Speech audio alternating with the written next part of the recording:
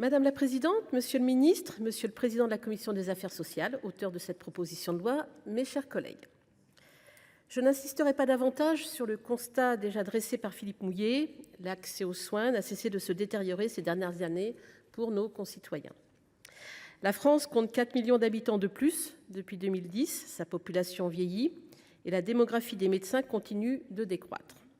Nous payons aujourd'hui le choix d'une régulation aveugle du nombre de médecins qui a produit ses effets pendant 40 ans et d'une réflexion trop tardive pour tenter d'orienter l'installation des professionnels de santé dans nos territoires.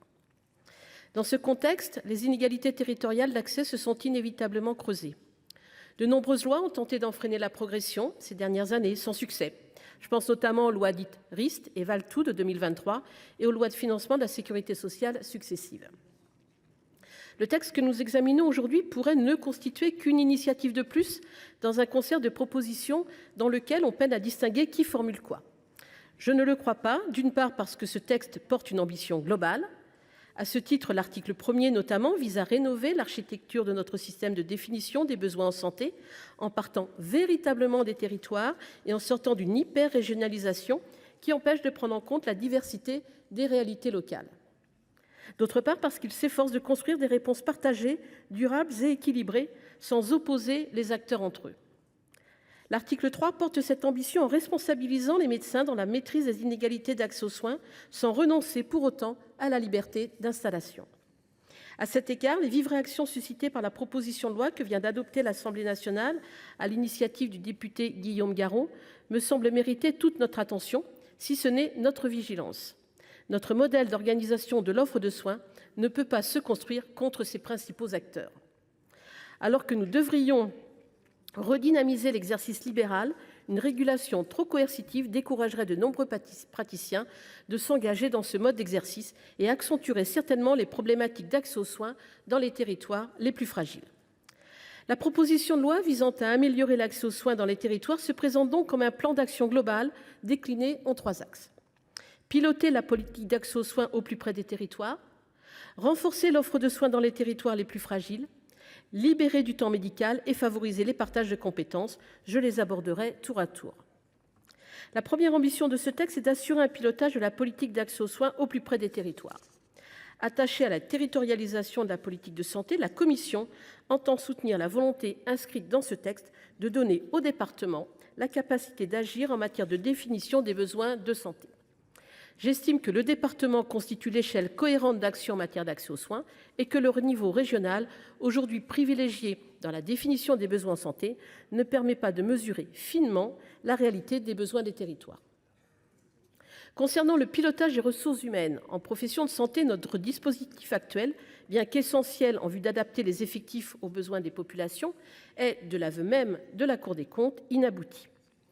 Dans ce cadre, le texte que nous examinons aujourd'hui prévoit de remplacer l'actuel Observatoire national de la démographie des professions de santé et ses comités régionaux par un nouvel office national décliné au niveau départemental.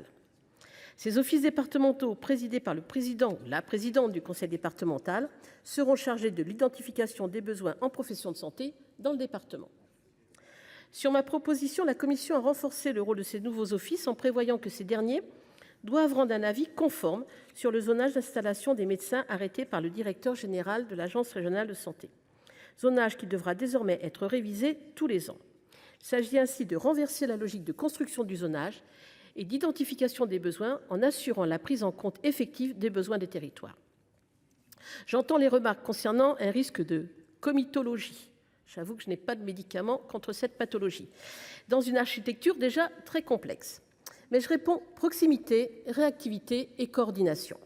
Le département incarne naturellement l'échelon de la concertation territoriale entre les délégations départementales des ARS, les caisses primaires d'assurance maladie, mais également bien sûr les ordres et les représentants des collectivités territoriales concernées. Il est temps de laisser la main à ceux qui connaissent le mieux les spécificités de chaque territoire.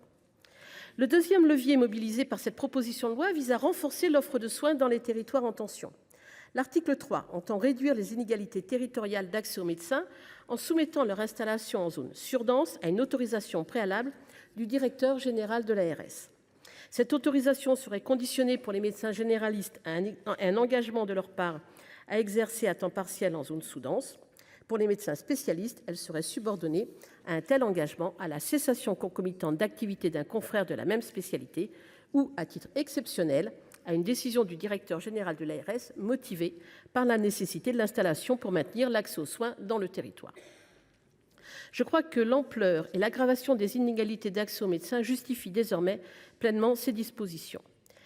La mesure préserve la liberté d'installation des médecins en permettant à ces derniers d'exercer où ils le souhaitent. Elle contraint en revanche ceux d'entre eux qui choisiraient de s'installer dans les territoires les mieux dotés à contribuer activement à la maîtrise des inégalités d'accès par des consultations avancées dans les zones les plus fragiles. Par mesure d'équité et afin que les centres de santé ne soient pas utilisés pour le contourner, je vous proposerai d'étendre ce dispositif aux médecins salariés. L'encadrement équilibré des installations que nous proposons responsabilisera les médecins et apportera à court terme une première réponse aux inégalités d'accès aux soins. Il pourra être concilié avec le système de solidarité territoriale annoncé par le Premier ministre et visant les médecins d'ores et déjà installés. Celui-ci fait l'objet d'un amendement du Gouvernement que je vous proposerai d'adopter, modifié par 2 sous-amendements de la commission. Pour inciter les médecins à s'installer dans les zones sous-denses ou y réaliser une part de leur activité, l'article 5 invite par ailleurs les partenaires conventionnels à définir des tarifs spécifiques applicables dans toute ou partie des zones sous-denses. Alors que ces dispositions ont suscité le débat, je tiens à le réaffirmer d'emblée et je vous demande votre attention. Ces tarifs spécifiques ne constituent pas des dépassements d'honoraires et ne viendront en conséquence pas aggraver le reste à charge de plus de 95% des Français entièrement couverts par une assurance complémentaire. Toutefois, pour entendre les craintes manifestées et supprimer toute augmentation possible du reste à charge, je vous soumettrai un amendement remplaçant ces tarifs par des rémunérations forfaitaires fondées sur l'activité des médecins dans les mêmes zones. Plusieurs articles ont pour objet d'améliorer les conditions d'accès des praticiens à diplôme hors Union européenne à l'autorisation d'exercice en France. De l'avis unanime des acteurs auditionnés, la procédure d'autorisation d'exercice mérite en effet d'être simplifiée et adaptée à la diversité des profils des candidats.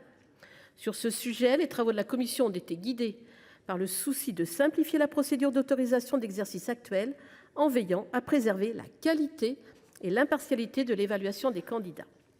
Les articles 8 à 10 visent ainsi respectivement à renforcer la portée de l'évaluation des besoins en nombre de postes à pourvoir, à adapter les conditions de l'évaluation des PADHUE en confiant aux acteurs locaux chargés de leur supervision un pouvoir autonome d'appréciation permettant de raccourcir la durée des parcours, et enfin à accélérer la délivrance des autorisations d'exercice.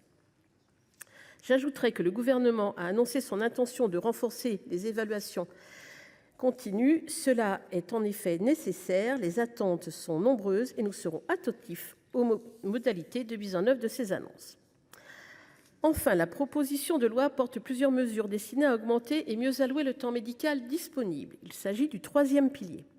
4 articles visent à renforcer les partages de compétences, en développant les protocoles de coopération, en étendant les compétences des pharmaciens d'officine ou en favorisant le déploiement de la pratique avancée par un maintien de salaire lors de la formation et une revalorisation du modèle économique, notamment en libéral. 2 autres suppriment par ailleurs des certificats médicaux inutiles en matière de pratique sportive et pour recourir au congé pour enfants malades. Vous l'aurez compris, mes chers collègues, la présente proposition de loi constitue selon moi un texte équilibré. Les mesures qu'elle porte permettront de mieux estimer les besoins de santé des territoires et contribueront à freiner la progression des inégalités territoriales d'accès aux soins, dont l'ampleur désormais inacceptable abîme notre pacte républicain. Elles permettront également de libérer à court et moyen terme du temps médical aujourd'hui mal affecté.